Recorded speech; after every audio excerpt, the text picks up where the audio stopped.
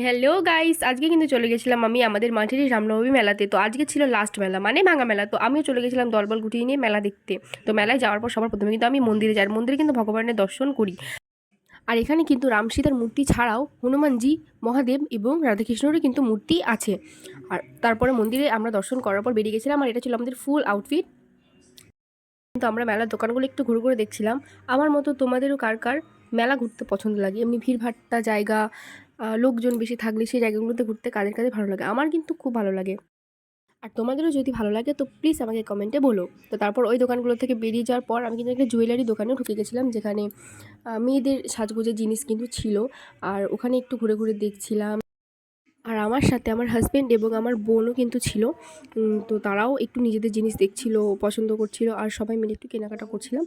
আর তারপরে এই ইয়ারিংটা কিন্তু আমার প্রথমে পছন্দ হয়, তারপরে কিন্তু এটাকে স্কিপ করে আমি কিন্তু একটা অন্য ইয়ারিং নিই। তো তারপরে ওখান থেকে কেনাকাটার পর আমি কিন্তু চলে গেছিলাম আমাদের গঙ্গার ধারে, সেখানেও কিন্তু অনেক দোকানই বসেছিল। বাট আজকে যেহেতু বললাম ভাঙা মেলা, তো হাফ দোকান কিন্তু ওখান থেকে উঠে গেছিলো। আর ওখানে কিন্তু বড্ড অন্ধকার ছিল, কারণ সব দোকান উঠে গেছিলো। আর সেরকম আজকে ওখানে কিন্তু কিচ্ছু নেই। তো ওখানে আমি কোনো শর্ট নিতে পারিনি। তো তারপরে আমরা বাড়ি চলে যাই। তো আজকের ভিডিওটা আমি এখানেই শেষ করছি। তো চলো টাটা, দেখা হচ্ছে আমার পরে একটা নতুন ভিডিওর সাথে।